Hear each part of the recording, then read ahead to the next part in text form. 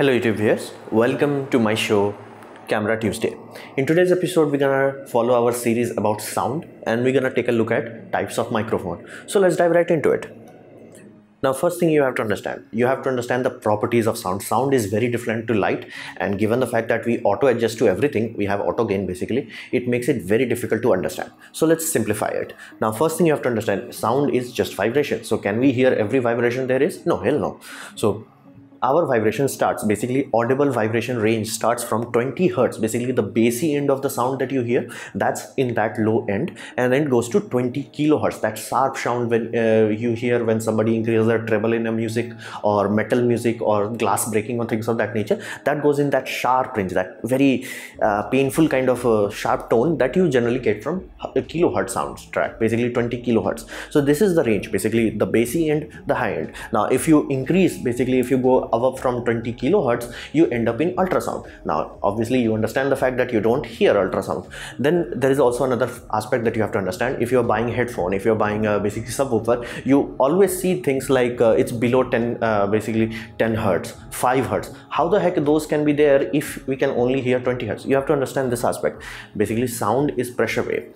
Now if pressure wave is slow enough and large enough, large being like if moving enough amount of air, it does make you physically move. Basically let's say you are in next to a concert speaker that is like 500 watt or 5 kilowatt, it's gonna physically move you because it's a air pump. Basically like 5 kilowatt of shock wave would be sent towards you. So that creates a problem that even though 20 kilohertz is the maximum audible range, if you go below that you start to feel it. Basically that's why people always describe waves as doom doom, like you're feeling it because your physical body is reacting to it. So when you have a headphone that is so close to your ear, and if it's physically moving that kind of air, your ear is not hearing it, your ear itself is moving, and that your body feels. That's why bass is always described as, oh, that feeling, you feel the bass. That is why anything below basically 20 hertz, aka infrasound, is generally felt as a bass. Then we come to the most problematic aspect of basically sound is decibel. Now when engineers came along and like, okay, let's quantify sound, let's figure out a measuring unit, we realized very early on, because of our basically microphone, basically our ear, it auto adjusts. We have no original conception of how loud is because our ear automatically adjusts the gain. So give you a context, we generally starts at 40. Basically if you are living in a very quiet environment, you will be below around 30. You will never go to 0 because your own body is making a lot of sound. So like your heart rate and everything, you have physical fluid moving through you actually make sound. So 40, let's start with that. Okay, 40 is that. Then we come to 60 we are talking. Now you might be like, okay, 40 to 60, that's not that big of a difference. Here's the deal, it's not a bigger difference because our ear has adjusted to it. If you have a microphone and that is sensitive to let's say 40 basically decibel, you set it to like 40 decibel and try to record a normal conversation, it's gonna fry it. Because the energy level that we have now, it's very high because decibel jumps in logarithmic. So basically 10, 100, million, 10 billion. It's like that. It's ludicrously fast growing. And then you come to 85. Basically, if you are living in an area where you have 85 decibel and constantly exposed to it for like let's say 8 hours, you're gonna get blood pressure from it. So you have to understand it. If you are in a place where you are getting 85 decibels, try to find something, or please put sound padding around you because your physical health is in danger because of that. Then we come to the aspect 90 decibel is your hair dryer. Now for small doses it cannot do much harm to you, but in long enough doses, as in like for whole day exposed to it, yeah, it's gonna cause some damage. Then we come to 105 decibel, helicopters, rock concerts. Then you go to basically 110 chainsaw and airport, it's very loud. Then we come to basically 120, that's jackhammer, and 140, that's bomb. That's the problem with a decibel scale, because if you think like, okay, 140 is a gum, how loud a nuclear bomb should be? Yeah, it's only 130 to 40 because logarithmically it's going up. So 150 is so loud it can set grass on fire just by the shockwave alone. At that scale, it's shockwave. It's not sound. No matter which frequency it is, it's not sound at that point. It's shockwave at that point. So a bomb only explodes at like barely 140, 150, and that's why if you watch any Mythbusters, they were always saying, you know, 6 dB of pressure, 7 dB of pressure. It's dBs are very counterintuitive to understand. So you thought like 40 to 60 is a mild jump. Yeah, try that with a microphone and see how that happens. Because we are auto adjusting, because our ear have two layers of gain. Basically, there is a physical bone that tensions increases the tension on the membrane, that is directly controlling the setting, and then there is the electronic part, basically your software brain part. So these two things combined, we never actually understand it. That's why you can like talk to your friend. Let's say there is an imaginary friend here, and I'm talking with him on a park, and we started to move from park to a busy road. We can still maintain the conversation, we can still hear each other clearly. But if you had a lapel microphone like this, you will notice it that personal volume directly went up without even knowing it. We don't like, okay, now background volume has reached up 10 decibel higher, let's increase our volume to 11 decibel. That's not how it works. It's automatic, it's instinct level. So that is why we have to use decibel. The volume level on these things are very hard to understand. Please pay attention to this. Then this created a problem. Of course, your headphone cannot create 100 decibel, and your TV speaker can barely go up to, let's say, 70 to 80. Or you don't want a 100 decibel sound system because it will damage your hearing. So how do we make sure that we send signal to every device, from your mobile phone to your tiny earphone to your basically Walkman, all of them? How do we make sure it makes loud sound loud and quiet sound quiet? So we figured out something very ingenious, which we call basically 0 dB. So the idea is, instead of going from 0 to 10 to 20, we went from upwards down. So 0 simply means as loud as you can. Basically 0 on this device simply means as loud as the speaker can go. 0 decibel on this headphones means as loud it can go. 0 dB on this TV means as loud as it can go. Basically, one has output power of 1 watt, another has 2 watt, this has 40 watts. So that simply take care of that. 0 simply means as loud as you can. Basically, scream as loud as you can. So if somebody sends a 0 dB signal, software signal, digital signal, it's like, okay, 0 dB.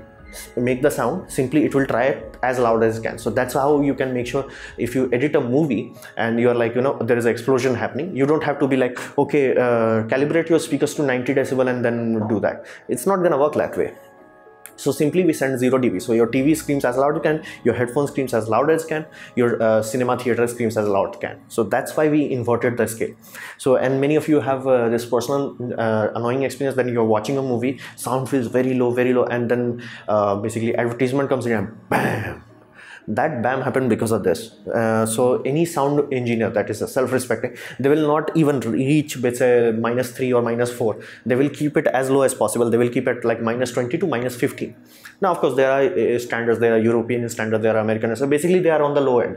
But when advertisement comes in, they go high. So that's why even though your TV volume was low, and if the signal was -20, you are like, you're having a conversation. It's like nice, you're enjoying. Right? In advertisement happened, the signal from advertisement department was basically 10 dB or higher, sometime as high as like -6. So that will make your TV scream as loud it can in the volume that it already has. So it's not like your volume went up, it's simply because it's receiving a signal that's much more hot. This is what people classify as hot signal. So that's why it means like it's reaching to 0.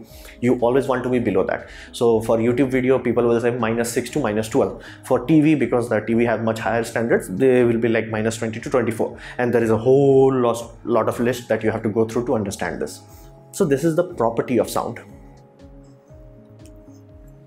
Then we come to, okay, we understand the properties of the sound. Then what about the microphone? How do we actually convert basically physical analog vibration in the air into something electronic? We simply use microphones. There are two major types. There are hundreds of other types, but these two are the major type. First is condenser microphone, which is basically capacitor based. If you are not familiar with capacitor, you must have seen the capacitor drawing in basically your science book. It's basically 2 plates. That's what it is. When somebody says about condenser microphone, that's what they are referring to. There is simply 2 plates with a capacitive charge into that. So when air makes it vibrate, one will be fixed, another will be flexible. That flexible one will change the signal. Now that quote unquote signal can be voltage, sometimes it can be capacitance itself. Other people use other things. Basically that's what's changing, and that is why condenser microphone basically requires a voltage. You must hear this sort of phantom power, 24 volt, 48 volts. That's what they are to charge it. It's not there. That's why like you can have a small portable recorder that can power basically this one can zoom, H1 can, but bigger brother of this puppy can, because even though it has only 4 AA batteries, it does not need to do too much. It's just there to charge it. Basically once you charge it, it's done. It's just there to maintain it. So it does not consume like 50 watts of power. It does not consume power, but it does consume voltage just to stay charged.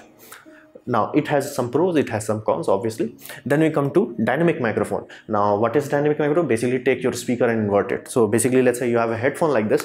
If you try to speak into this, especially the old one, don't try this with wireless one. If you have wired headphone, you can do this. Basically take the headphone out, speak into the earphone part, and change the cable there. It will work, but you will find out the volume level is very low. It's very, very, very, very low. The volume level would be very low, because it's what we classify as moving coil.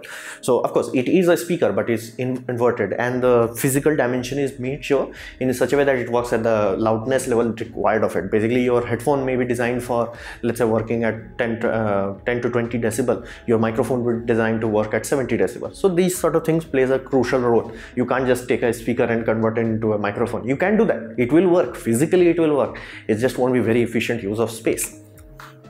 So these are the 2 major types. Now there are many more types. There are carbon microphone, there is ribbon microphone, there is optical microphone, and laser microphone. So again, if you try to go online and try to buy a microphone, these are the first two things that you will come across. And you have to understand, many times people have this fixed view of the world and be like, condenser is better than anyone. Well, that's not true. Like, each of them have their unique advantages, each of them have their unique disadvantages, and each of them play a crucial role. Basically they are tools. Now if you know your tools, basically you understand it, you will be like, okay, I'll do a recording in a recording studio, everything is very silent, yeah, I'm gonna use this. Now you might be like, okay, I'm a reporter and I go outside, there's a lot of background noise and there is a very high people speaking in very loud tones, and I want my equipment to be running on efficiently, battery powered, long running time. I'm gonna use basically dynamic microphone. So you have to understand, it's not like one is better than the other, it's just they are two different tools. Figure it out what you need. Then we come to the pickup pattern. So that's the first thing you're gonna choose, which microphone to have. After the microphone, you're gonna choose which pickup pattern to have. Now many times pickup pattern is also referred to as polar patterns. Don't think too much about it. Basically there is a few things about it. You have omnidirectional, you have figure 8, you have cardioid, you have hypercardioid, and you have ultradirectional. Don't think too much about it. Basically omnidirectional means a sphere of 300 degree sphere, and figure 8 simply means figure 8. And I have provided a video down below where they show you a very good 3-dimensional video about it, and you will understand it much better watching that video. All you have to understand, omnidirectional is like this, what I am having here, so that's why I do not have to worry where it's pointed. Now anything that changes that, let's say you go to supercardioid, you have to worry how you pointing it. Benefit, it becomes directional. Now this is a very crucial aspect. This is a dynamic microphone. Now not this exact model, like many times people use dynamic microphone, and because it has a very unique pickup pattern, that's how that singer is able to speak. Because I already told you the decibel scale is kind of odd, so that singer or whatever talker you have, that barely you will be able to push 100 watts of 100 watt, I'm saying 100 decibel of sound. When he's screaming will barely get you to 120 if you're trying really hard and you want to die. Now, but when you have a lot of audience in front and you have giant megawatt size speakers that are blasting sound to them, this area is much louder. This area is like 120 decibel. How the heck that microphone can pick up like 100 decibel on top of 120? It does not. That is why we worry about this pickup directionality. So basically this side, this audience side is flat out silent to the microphone, because microphone built in such a way that it will not pick up sound from back, even if no matter how loud you make it. Of course you make it a nuclear bomb sound, of course it's gonna physically destroy it, but within its reason, within its limit, it's not gonna pick it up. That's how they can pick up the normal sound. That is why we worry about pickup patterns. Now in this sort of scenario, if somebody used omnidirectional, it won't work. If somebody has used a shotgun, it won't work. Now you might be like, why the heck shotgun won't work? Because shotguns are directional, they achieve their directionality with two things. First, they're physically designed in such a way. Second, they have what we call interference. This tube you see, it actually does not have anything, it's hollow.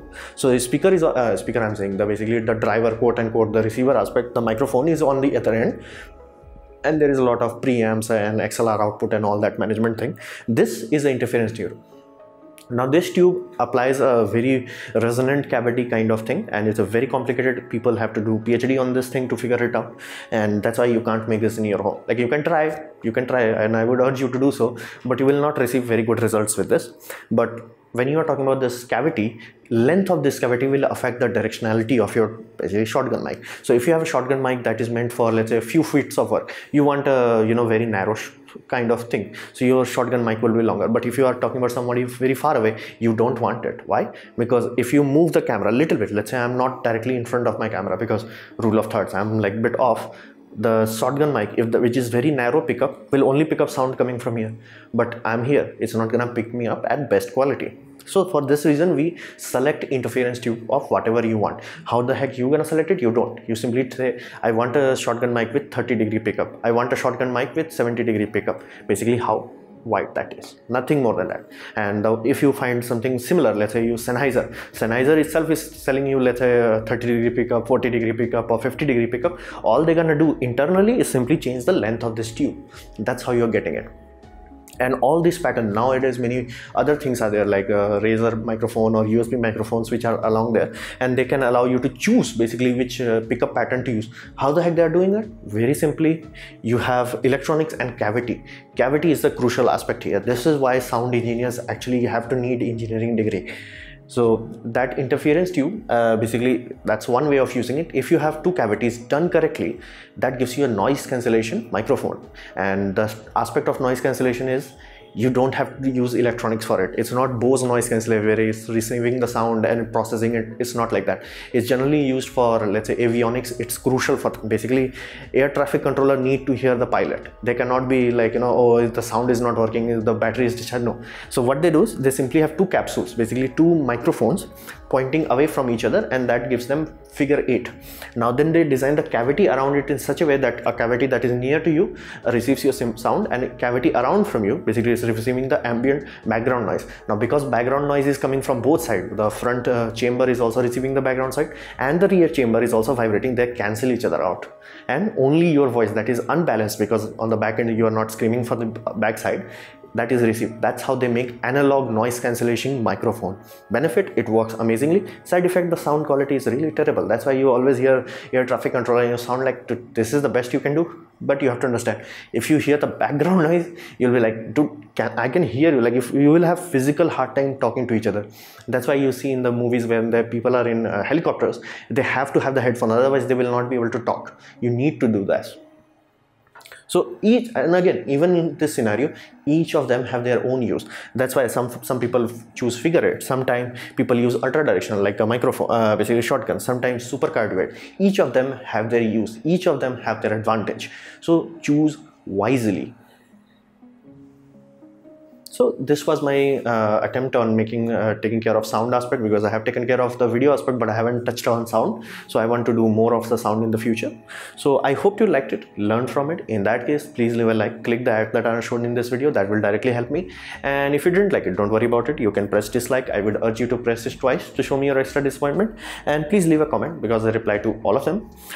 Please subscribe, press the bell icon if you're free, and as always, thanks for watching.